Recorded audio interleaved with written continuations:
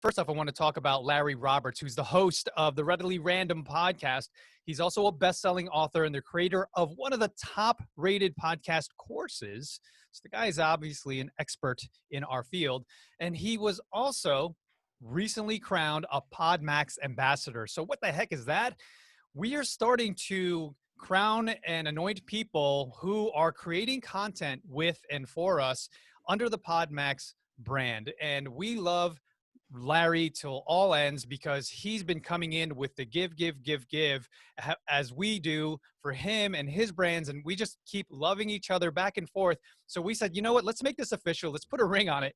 And now he's become a PodMAX ambassador. So hence why we have asked him to do us the honor of chatting with Kathi, because we just love him. And now we are loving Kathi. And Kathi, a little bit about Kathi, and thank you, Larry, for jumping in and doing this for us and with us. So Kathi Sharpe-Ross, folks, man, I can't say enough, and I can't wait for you guys to hear. So she is the CEO and president of the Sharpe Alliance, which is a consulting agency for brands and business. She's also the author of Reinvent Your Life.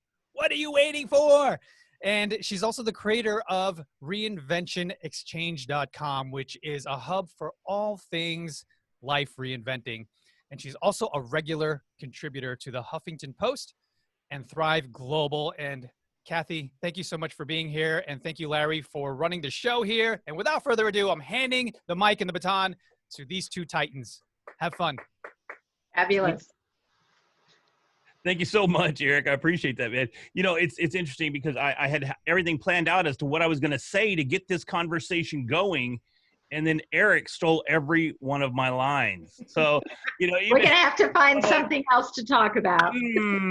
How are we going to do this? But anyhow, I'm sure we'll manage just fine. So, Kathi, thank you so very much for joining us today. This is a real honor to have you here. Thank you. You are a chief reinventor. Yes. Can you tell us what that means?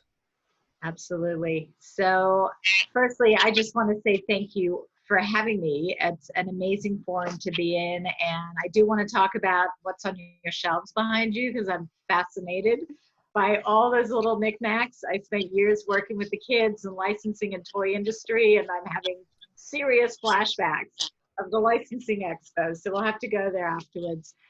Chief reinventor. Well, I have spent probably close to 32 years living the life I want. And that meant kind of nothing consistent, nothing too planned out, pivoting when I needed to, and creating these aha reinvention moments all my life. Having had my own company that long, every client was caused to have some kind of a reinvention, whether it was getting to know a new subject matter, whether it was surrounding myself with a new team of people. I've spent my life living in different countries. I got to see at a very early age what the rest of the world was like. I was very fortunate to grow up that way. So when I had this epiphany about 10 years ago that the rest of the world is kind of entitled to live the life they want and maybe they're not doing it, I figured that I would really put a stake in the ground and say, I am going to become the chief reinventor. I'm going to create the Reinvention Exchange. I'm going to interview people and really curate these incredible stories. And I'm going to sort of let the world know that there are ways to be who we want to be, do what we want to do. And it may take 10 years, it may take 5 minutes, but that's kind of, you know, really the topic. And oddly and ironically, reinvention and pivoting are like the 11 o'clock news right now. Exactly. You know, and as podcasters, that's one of the key things that we do is we continue to have these conversations with different individuals that have their own paths in life that we look to potentially either inspire ourselves or inspire our audience as well. What are some of the things that caused you to start going down that path? What made you go, you know what, I want to help others reinvent themselves? Yeah, it was years of people saying to me, you're so lucky. You do what you want, when you want, how you want. You're always happy. You're always traveling. You're always working, but you seem to be having such a good time. And what's that all about? And I realized that not everybody understood that they were entitled to kind of have that kind of life. So in that moment, it was over dinner. I can point to the very moment, the very conversation, the very friend where I said, you know what? I think it's time the world figured out the dirty little secret that they're allowed and they can. And there is always a way. And it may take longer for some than others. And we're talking all parts of our lives. It's not just career, it's not just hobbies, it's not just spiritual. It's all parts of ourselves. It might be picking up a violin and learning how to play while you have your job. It might be quitting your job and going to save the world. It might be a relationship situation. It might be a health situation. But I think when we start to really look at our lives and say, you know what, things are okay, but I would also like to do X. And I think a lot of us spend a lot of time doing that, especially right now. I think we're all kind of reassessing what's in our world and what's valuable to us and what does not be. And some of us are being forced to go places we don't really want to go. But there are opportunities. There are opportunities to sit back and just go, wait a minute. Is this really what I want now, in 5 years, in 10 years? Is this the life that I want to be living? And if it's not, or you're looking at everybody's Instagram feed going, wow, lucky them, I wish I could be living that life. It's time to start listening to that and to actually pay attention to it and to say, okay, so if that's gnawing at me, what is it that I really do want? And start to put that reinvention roadmap together. And does that include, because one of the things that I like to talk about is being genuine, being true to yourself. When you start looking at that reinvention roadmap, being genuine seems to me like that would be a critical component. And we have to resolve within ourselves that it's me that I want to be going forward. So how do I include being me in that reinvention roadmap? What are some of the things that we need to do to make sure that we are being genuine and we are being our true selves on that path of reinvention? Right. I love that. And I'm so glad that you addressed that, because I think a lot of us, we kind of aspire to, I want to be successful. We all measure success in a lot of different ways. For me, it was, if I'm going to be working 24/7, success meant that I would be at the dinner table with my children every night for dinner. That was success to me, not how much money was in the bank. There were other ways to measure the value of those. So I think first and foremost, we need to do what is one of the exercises. I have 26 actionable power tools in my book.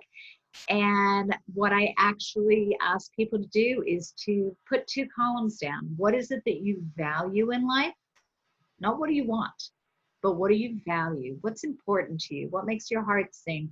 What do you want people to say about you in your obituary? Or what would your friends say about you that they recognize your redeeming features, but really understanding what your value is. And then make a list of everything you're actually doing in your life. And you would be shocked at how infrequently those 2 columns actually align. So one of the first things we do is we talk about really trying to align your values with what you're doing and maybe trying to bring those a little more in alignment. And if there are things that you're recognizing that you really at this juncture in your life are not doing, it's time to put them on the to-do list. It's time to kind of find a way to bring those things into your life. So it may not be around your career, but it could be every other part of your life, or vice versa. So maybe it's working in it. I have one of my chapters, it's called Hello, Are You Still in There? And it really speaks to the ability to recognize, what was it when you were 5 years old, when you were 12 years old, that you said you wanted to do when you grew up. And then you grew up and life in all its messy glory got in the way, and suddenly none of that stuff was happening. And we wake up one day and go, wow, how could I be at this point in my life and not be doing what I really dreamed about? And there are ways to bring things like that back into your life. If you wanted to be a rock star, okay, you may not be the next Mick Jagger, but when was the last time you picked up that guitar? And what if you got a guitar, as we've got actually a real story about the guy with his violin, Scott, who worked at Mattel and actually decided he wanted to pick up the violin. He went and got a violin on eBay. He went on YouTube and started taking lessons. He goes to the park across the street from work at lunchtime every day and practices. He travels with it. You know, that's the way to bring and nurture some of that back into your life. That's a beautiful reinvention story. And it's not someone blowing up their lives, leaving collateral damage, abandoning folks. sometimes, this midlife crisis thing could just be a cry for reinvention for men and women. It's not a male thing. So, those are some of the things that we need to really start listening to ourselves, which means creating the space and the time to really do that and really listen to what's sort of like giving you those little aha moments, those things that make your heart sing, the things you're saying to yourself, God, I wish I was doing that. I could have done that. I should be doing that. You got to listen. Yeah, it's interesting. You mentioned the violin, and it's not just men that go through these midlife crises. My wife wants to learn to play the fiddle. But we're still negotiating that route. I don't know if we're going to like what hours. Yeah, honey, I don't know. We'll talk about it, but not today. So yeah. That's great. I love it. We had a neighbor whose kid wanted to play the trumpet, and the whole neighborhood got to weigh in on that one. Instant HOA meeting right there. Yeah, exactly. We've heard the word actionable multiple times today. Many times when we're laying out our reinvention path, or even just kind of looking inwardly and setting our goals for ourselves, we make the mistake of looking way too broadly. We don't necessarily have anything that's immediately actionable. What are some of the ways that we can ensure that we are creating actionable items on our path? Yeah, you've got to break it down. I have what I call the reinvention roadmap that I speak about. It's a 10-step process that breaks down each part of the process and the journey. I'm happy to share it with you guys today if you want. I can sort of read off the 10 steps and not spend too much time detailing them if you like. But I think it's really critical that we listen and that we create a roadmap that gives us those bite-sized pieces. Because every step in that journey, as long as you're putting one foot in front of the other towards that goal and you recognize that goal, then you're making headway. I mean, look, I had this idea for a book 10 years ago. Now, anybody with half a brain would not decide to launch their book, especially when they're independently publishing, the week that the pandemic basically says, everybody go home and closes down the world, right? So 10 years in the making, and that's when my book came out. And so I had to pivot on a dime and say, okay, we're reinventing the book launch plan, which is what we had to do. But it is also a great story because, yes, I was running a global agency. I was raising 2 children. I was creating content and contributing to Thrive and HuffPost and doing speaking engagements and interviewing people. But at the end of the day, I touched it every day in some way till it felt right. And I got to the point where I could now go, hey, I've got a book in front of me. This is it.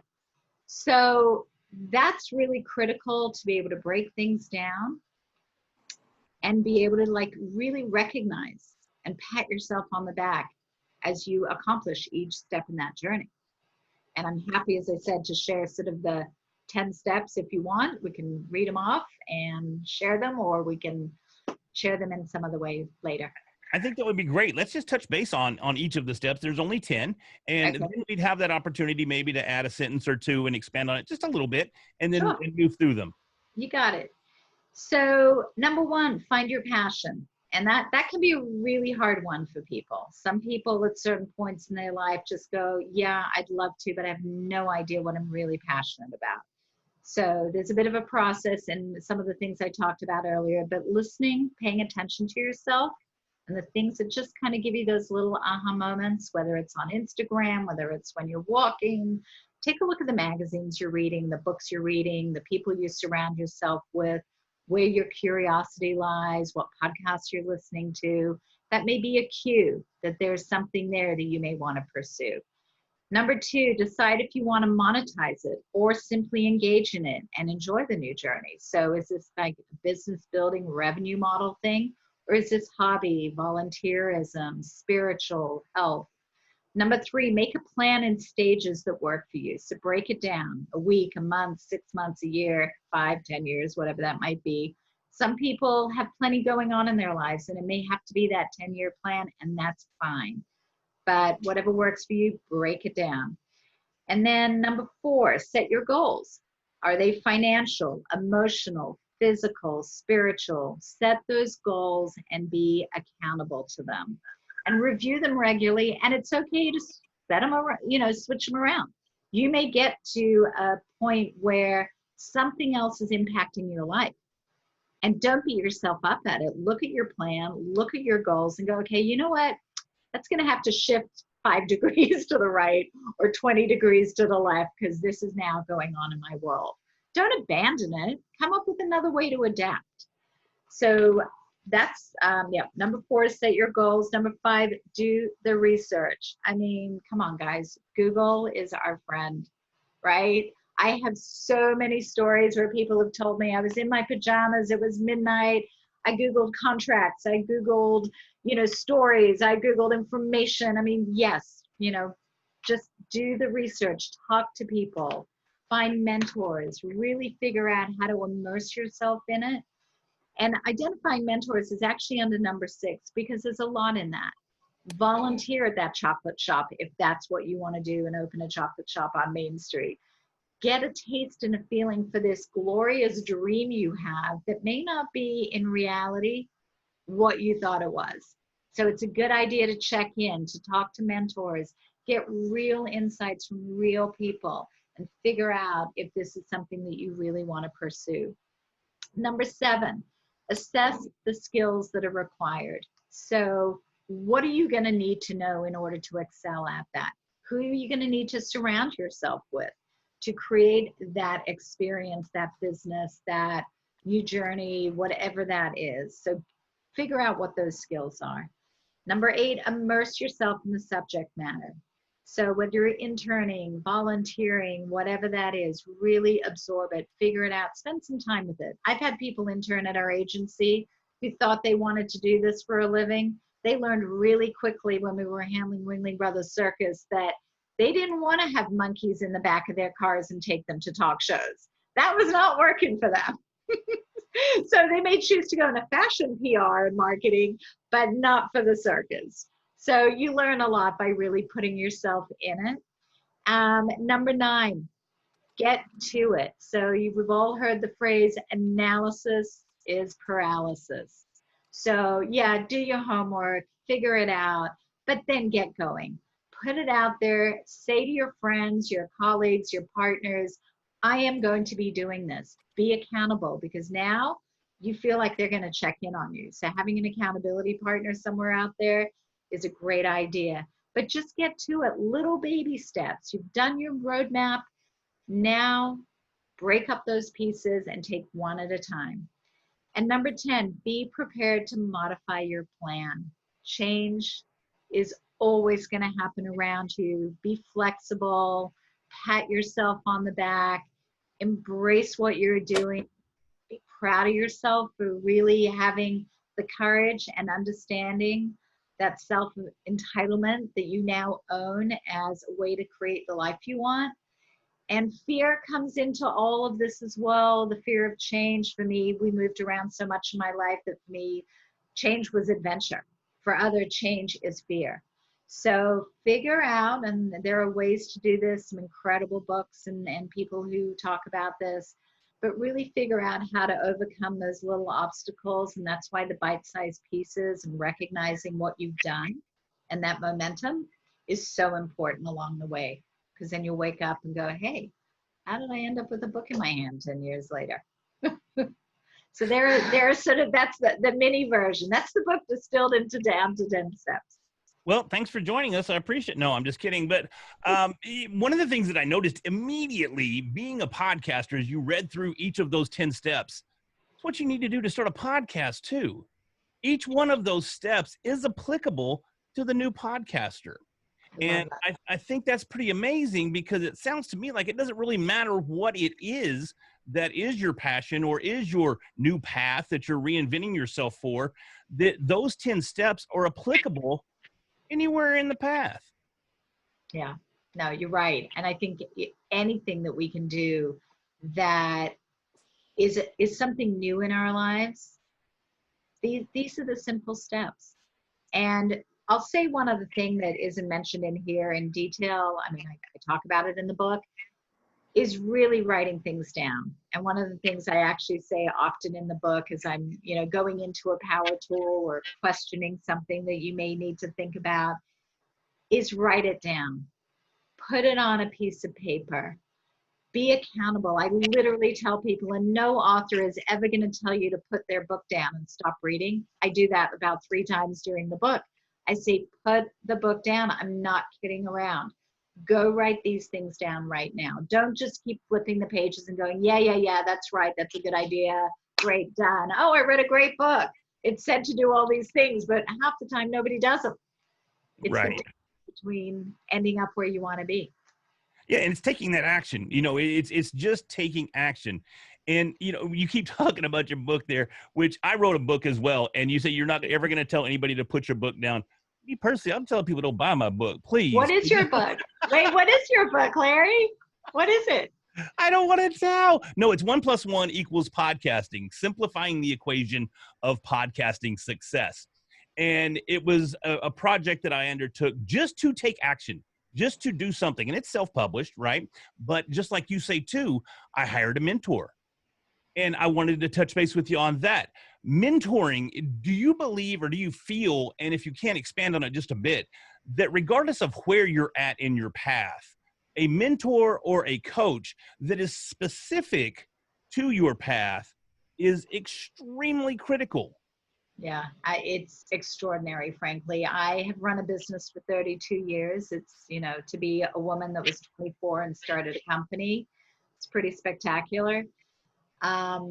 I have believed in the power of mentors to help guide me through these years, and I love nothing more than mentoring young people and helping bring them up and paying it forward to them. And again, to your point, yes, those who are so specifically in different areas. And it's really amazing when you go to most people, and it doesn't matter who they are, you ask them if you can have a cup of coffee, spend 20 minutes in their office with them, 20 minutes on a virtual chat. You just want, it's flattering to them to know that they're contributing to someone's life. And most people will give you that airtime and will share that with you. I think it's critical that we value the role that mentors play in our lives and that we pay it forward. We all have some expertise, some skill, something that we can contribute to young people. And that's like our intern program at my agency is one of the most incredible programs because my team gets to really educate and inform these young people. Somebody's got a phone ringing. We really get to do that. And I think it's critical. Absolutely. And I'm sorry for that interruption. Eric just mentioned it was the fax machine is what it was. Okay. No. What, there are still fax machines? Well, that comes from a previous comment that someone had a fax machine interrupt their conversation. And that was the exact remark. There's still fax machines? So, yeah. Well, I think mentoring is exceptional. And, I'll be honest, I have 3 coaches that I pay for today. And it's in each of the 3 areas that I'm trying to get better in writing and in podcasting.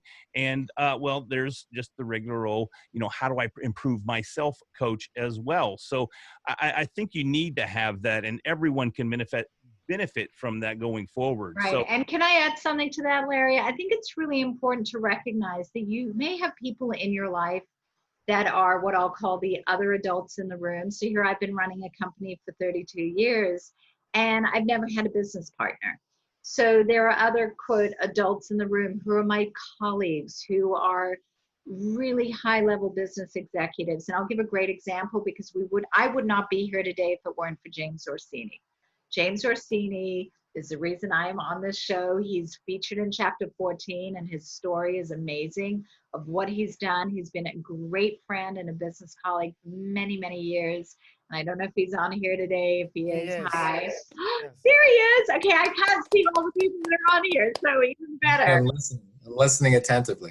Oh, good. I love it. So James is such a beautiful example of a dear friend, an important business colleague, someone who every time I go to New York, we sit down and we have lunch, or he's in LA, we talk about the state of the business. We share resources with each other. We've worked on projects with our agencies together. And sometimes you may not, I think people sometimes look at a mentor as someone that they kind of put on a pedestal.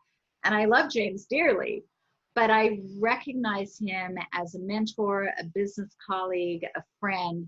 And I think we have to attribute that mentoring relationship and the value that people like James and I, that kind of a relationship as a mentor in your life, because they are the people that you can really have those, quote, adult conversations with about business and the state of the industry and share smart thinking with. And both sides really benefit from it. And isn't that the successful relationship that you have whenever you're in a mentoring position? Is it's a win-win situation for both parties? 100%. 100%. And that's something that I think we struggle with, because at least I know I do, and I can't speak for everybody, but I know there's always that time where I have a mentor, and I just put them up on that pedestal and I just worship every word that they say, and it ends up being a one-way street because I get intimidated. How do we break that down? As we're new to having a mentor. Maybe we don't have that ability to break that down yet and understand that although they have information that we can benefit from, we need to make this an equal relationship. What are some of the tricks of that trade? Well, I think there's a few to it. First of all, I think we've all heard, if you're going to do public speaking, picture the audience with their, no clothes on. The whole mindset of, if you're going to call the CEO of a company, this guy puts his pants on one leg at a time, or she puts her dress on the same way I put my dress on. We are all human beings. And if this point in time when we're all broadcasting from home with dogs and cats and kids and background noise and the Amazon guy showing up at the front door, this has humanized so many people, right? That now's a great time to kind of recognize that, all those lofty, exciting, amazing, high-level executives are just human beings too, just like us. So you've got to remember that. The other part of it is, what do you bring to the conversation? And to your point, Larry, we both learn from each other. When we reach out to a mentor, not only are we giving them the gift of sharing their wisdom, which is always nice for the ego, but it also enables them to recognize the value of what they do and what they know. That is a gift to them. But when you reach out to them, not only do you want to share that, but you want to share something of yourself. I have some thoughts. I'm from a younger generation, or I come from a different industry, and I have a perspective that perhaps would be interesting for you to comment on, or to, share your thoughts about. So you set it up as a little more of a two-way street. And they don't need you perhaps the way you need them, but it's also sometimes very intriguing for that person on the other side of the table to know that there could be something that they could get exposed to that they weren't thinking about. Something that was interesting in your book is that, and actually it caused us all to burst into song just a couple of weeks ago, is that you have your foreword by Quincy Jones. Yes. Now, is Quincy one of your mentors, or how did you come about that? Well, I had the great opportunity to work with Quincy on a concert event in Rome almost 20 years ago called We Are the Future. And it was a globally broadcast concert, globally broadcast on MTV, the first concert ever to stream live on Yahoo. We did a partnership with Starbucks around that and put CDs all over the world in the Starbucks retail stores and raised money for the local forum. So we spent 4 weeks in Rome with an entire group that were involved in producing this free concert at Circus Maximus for about 500,000 people. And every night I was in charge of the brands, the sponsors, and our VIP guests. So every night we sort of had these very lovely, more intimate dinner parties with a select group of people that were there for us. And I got to really connect very closely with Quincy, his team, and, ironically, one of the fellows who was an intern working with us at the time for Quincy is now his number 2 at the company, which is really precious to just see that evolution. So we stayed in touch. We actually worked on 3 different projects together afterwards. I was involved with the Keep Memory Alive Foundation, which is part of the Cleveland Clinic in Las Vegas. It's the Lou Rivas Center for Brain Health. and we were involved in putting on their fundraising events every year for about 4 years, and Quincy was involved in that. So we kept coming in and out of each other's lives. We just, connected, and he's an extraordinary man. I would say he is a mentor to everybody, let alone to me. And he's got the spirit of anything is possible. And it is so aligned with my philosophy in life that when I reached out, what they say, if you don't ask, you don't receive.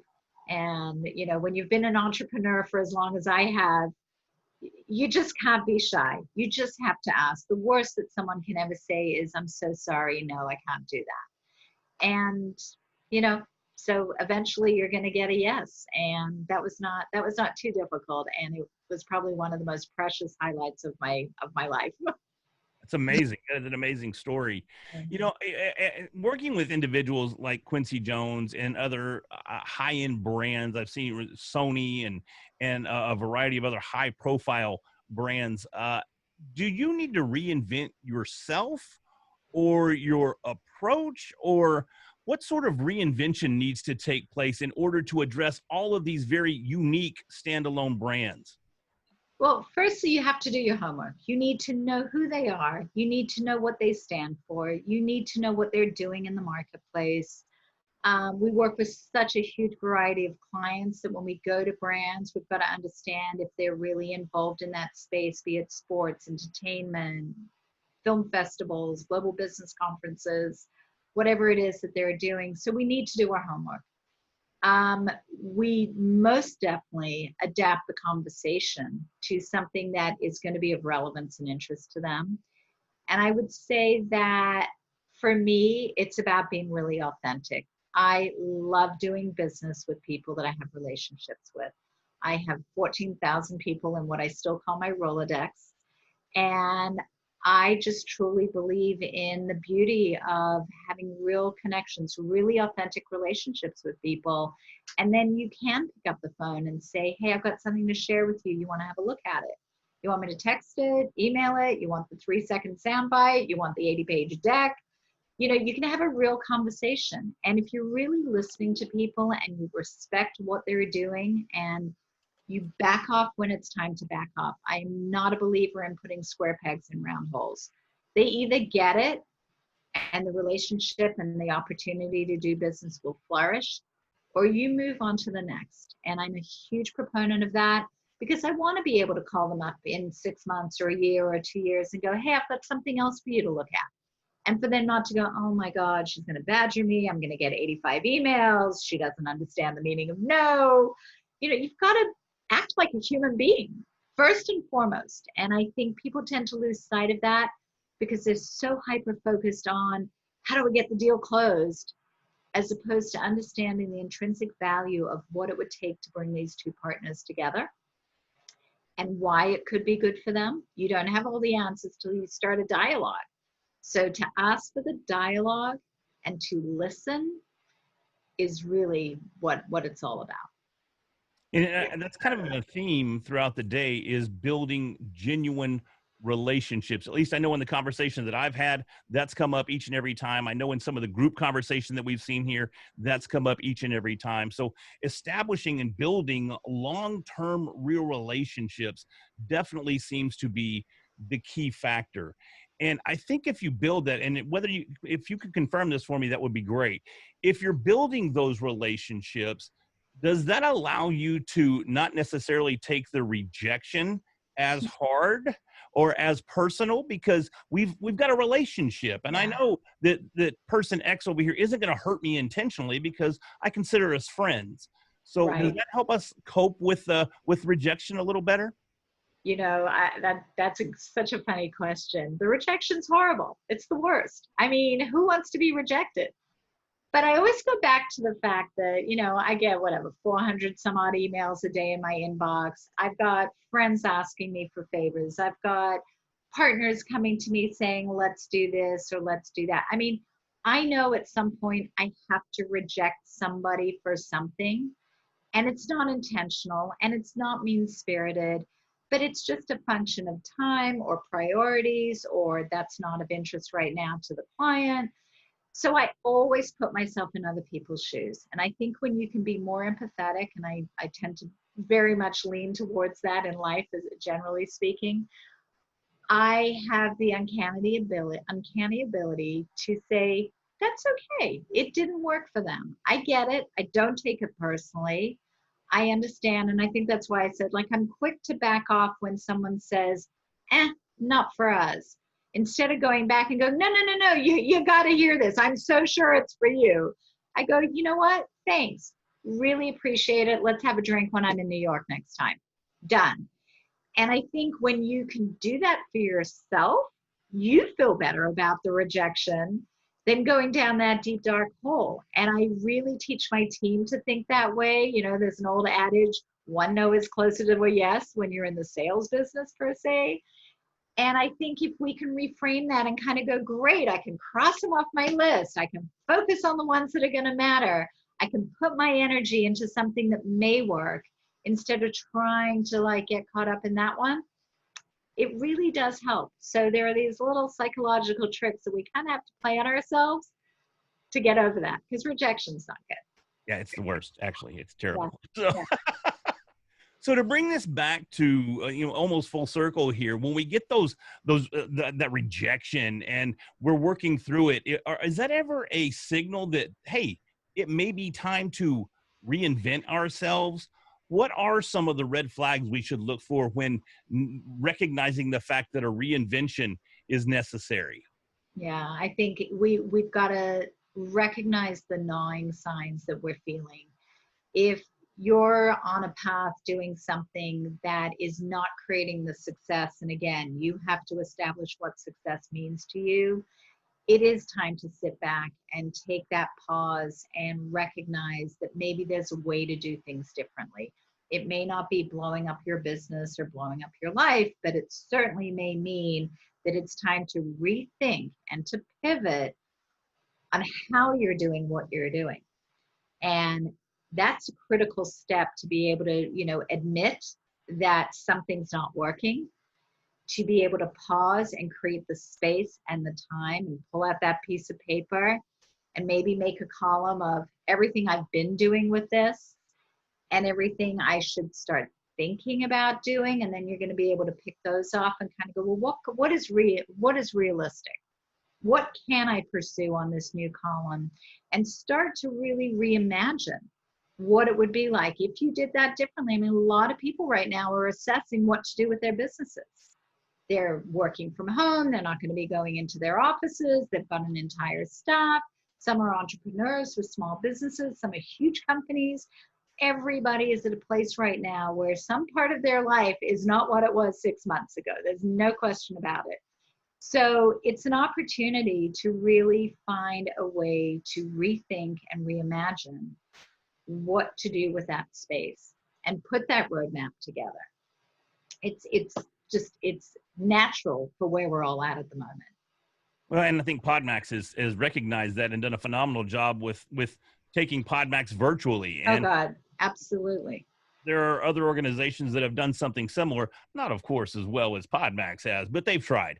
So the thing there is something I've noticed is that over the last 6 months as a podcaster, and other podcasters may have noticed this too, there's more opportunities, as bad as that sounds, for podcasters during this last 6 months than there may have been previously. There's opportunities to speak nearly every weekend if you want to. There's opportunities to get guests that maybe you wouldn't have gotten previously because, they're not doing a whole lot. Yeah. So do you look at those types of actions as a reinvention or just a kind of modification of our approach? It's just so funny you'd bring this up because I wanted to talk about this. So day one, my plan was launch the book, events all over the country. I had to cancel all my events. At the time, I thought I was only postponing them. Now we know we've canceled them. Mm-hmm. I guess we're postponing them for longer than we thought. But I pivoted. I reinvented on the spot. I had to reinvent my entire book launch plan. And I created these reinvention virtual chats, which I'm now doing 2 times a week. They're Tuesday and Thursday afternoons. And I bring a community like this together on Zoom. And we have guests and I bring them on. So, this is my antidote to the podcast, which I was going to launch an audiobook and go in studio in April. I was going to launch the podcast. And as I pivoted and said, okay, I'm going to start doing book launch events as my Reinvention virtual chat series, that became my answer to the podcast. So yes, I'm hosting guests every, 2 times a week. And I've got this huge community that's growing. And it's a complete reinvention right now in this space. It's fascinating how many people are turning to podcasts that weren't planning on doing them. In my case, I was going to, and I've decided to hold off until I have my next wave of, marketing 2.0. And I go, okay, phase 1, now we're going into phase 2.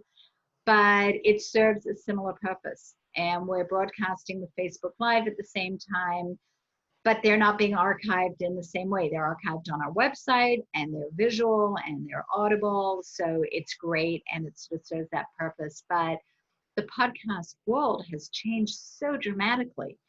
And the guests that are out there, I mean, there's so many people available now to have incredible and really inspiring conversations. And the world needs a lot of it right now. And I find that a lot of people are working from home. They're not spending the time commuting. And like me, I walk every day 2 to 5 miles, and that's my podcast listening time. Like I have my cue of, okay, on today's walk, I'm going to listen to this one. On tomorrow's walk, and I could be like Forrest Gump and just keep walking, because there's a lot of podcast content out there to listen to. So, I think the beauty of being able to multitask, I used to do it when I was getting massages, which people thought was really crazy. But since I'm not getting massages these days and don't want to go there, I'm definitely using my walking time for that. So whether we're on a stationary bike or taking a walk or whatever it is, I mean, the audio is everything for us right now. Yeah, it's so versatile that it applies everywhere. You can take advantage of the opportunity any chance that you get, and that's something that you don't have that opportunity with so many other forms of media. You've held off on starting your podcast, but you're still doing the talks. And you mentioned that it's going to be going live with phase 2. Are you holding off because you feel that podcasts have their own application and that it's more applicable for phase 2 of your marketing, and you want to capitalize on that? Or why would you hold off on a podcast for phase 2? Why wouldn't you take advantage of that opportunity now? What sort of insight would you have there? Well, in all honesty, I'm holding off just because there are not enough minutes in the day between running the agency, marketing the book, the PR, the interviews, the speaking engagements, everything that I am doing around the book and my team, I have an amazing team. I mean, I'm very fortunate to launch a book and own a marketing company. That's kind of like the trifecta but time is the biggest challenge. So right now I would love nothing more than to launch a podcast.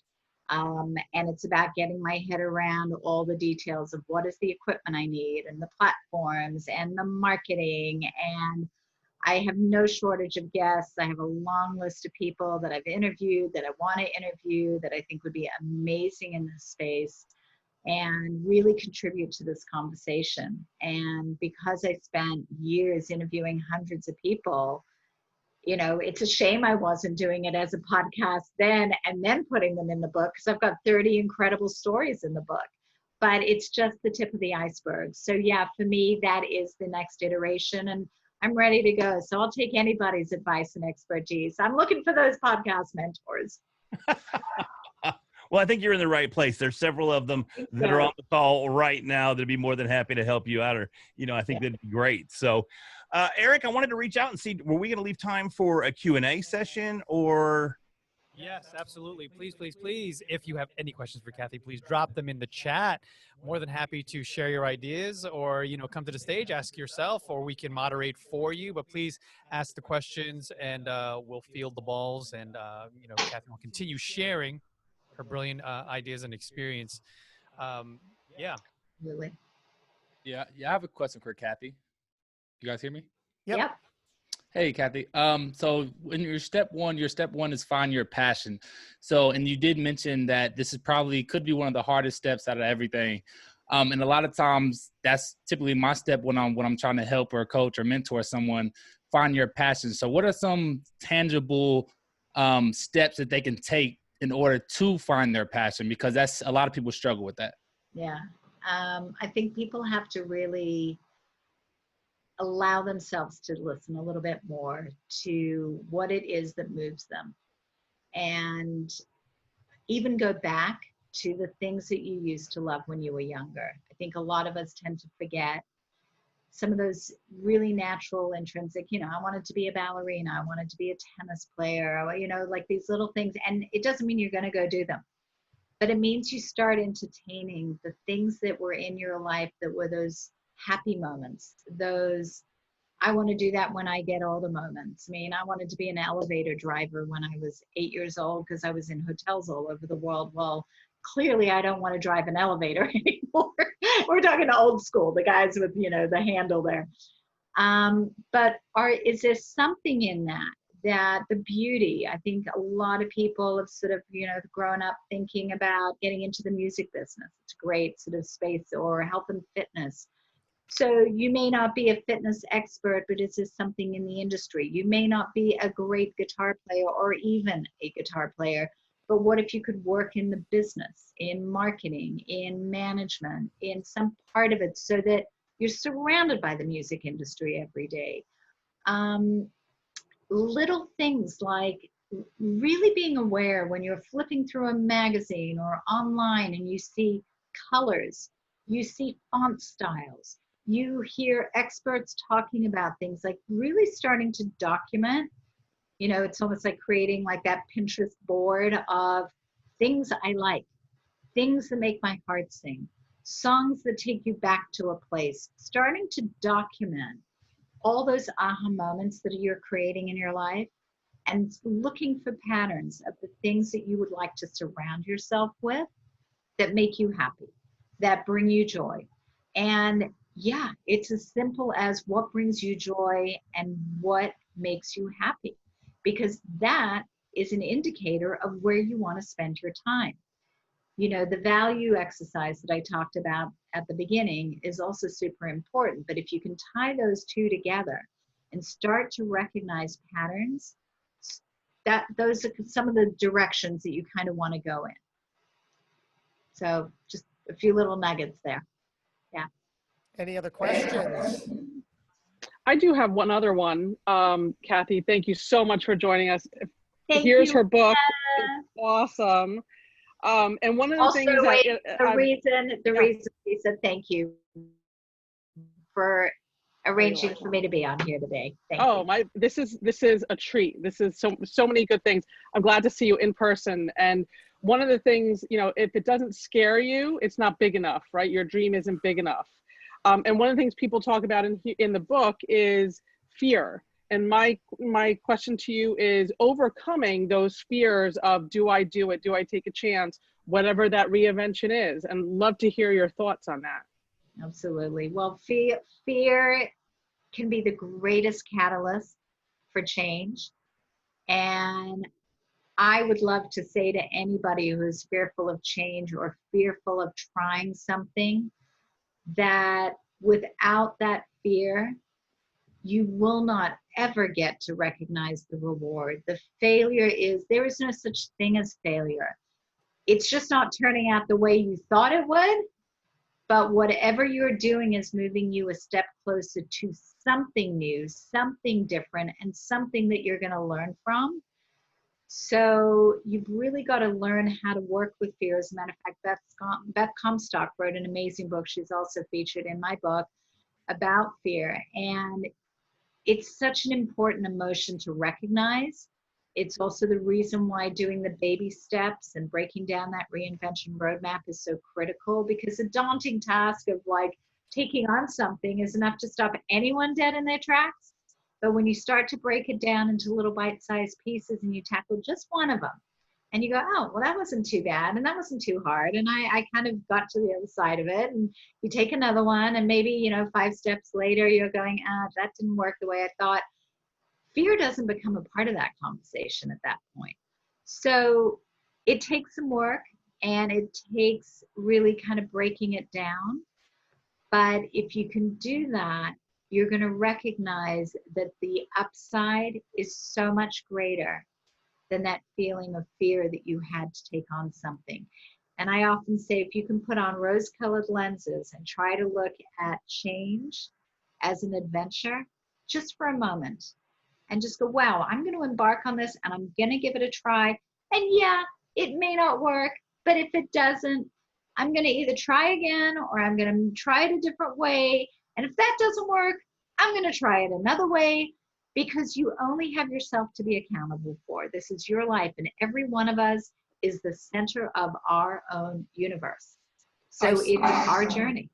I see something coming in here from a James Orsini asking about something special about chapter 14. I know you referenced it. James, come on into the conversation, because you are very relevant, not only to this conversation, not only to the very fact that we are all experiencing this very moment here and now, but also, you know, we've spoken about it 2 times now. Prior to this, you've been an integral part of the PodMAX event, which is extraordinary. This time, last time, the time before, of course. So hello. I just wanted to ask Kathi, is it true that her favorite chapter is chapter 14? Absolutely. It's the one I always refer to. But you know what? It is actually, you'll see even on my social media this week, we're talking about things that refer to chapter 14. Empty nesters, you know, reinvention of careers at different ages and stages. I mean, there is so much to be said. And James, I mean, I've witnessed your incredible career trajectory. And, you know, when you dared to step into the world of VaynerMedia, and Gary, you know, had a bunch of, you know, youngsters working around him, you know, I think it was a really interesting moment for you. Well, I thought when somebody asked if you have reinvented yourself, and I was thinking back, well, we worked together when I was at Saatchi, we worked together when I was at Interbrand, we worked together when I was at Cito, we worked together when I was at Vayner, and you did a different thing each time that I needed you in each one of those different companies. And so, yeah, it's a 20-year reinvention, really. Yeah, you're right. It's been, going over it, but it's been great to have you share what it is that I know so well about you, obviously, as well as the book, which I was able to really go cover to cover on my last vacation with it. Oh, love that beach chair shot. One of my favorites. I wanted to give you some good content to use. Thank you. I'm yet to post it. I'm coming up with the perfect caption for it. And James, if you have a few minutes on the back end of this to stick around, we're going to talk about Stork like we've been doing a few times throughout this event. And we'd love to get your 1-minute blurb from you directly of everything you guys are doing. Yeah. But before we wrap up, back to Larry Roberts. Take it away. Wrap it up, sir. Well, first and foremost, I have to say, Kathi, thank you so very much for joining us today. You know, I know that I'm motivated, or I've been motivated multiple times throughout my life to reinvent myself. And if I hadn't done that, I wouldn't be here sharing this opportunity to speak to you as well. So thank you for doing that. Thank you for inspiring others. And thank you for writing the book. It's going to help so many other people, and it's much appreciated. So I can't. Thank you, Larry. I really appreciate it.